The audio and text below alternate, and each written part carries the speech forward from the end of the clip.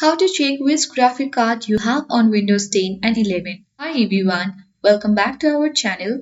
This is Rose and let's learn on how to check which graphics card you have on Windows 10 or 11. Without further ado, let's begin. First, you can use the display setting. To do that, right click anywhere on your desktop. Select display settings. Scroll down. Click on advanced display and select display adapter properties for display 1. And you need to go to adapter tab, and under the adapter tab you will see your graphic card name listed under adapter type. So here you can see Intel USD Graphics 620. So if you have a dedicated graphic card, it may show NVIDIA GeForce or AMD Radeon as well. At the bottom you will see the details like total available graphics memory, the dedicated video memory, system video memory, and shared system memory. The next way is simply you can even use the device manager.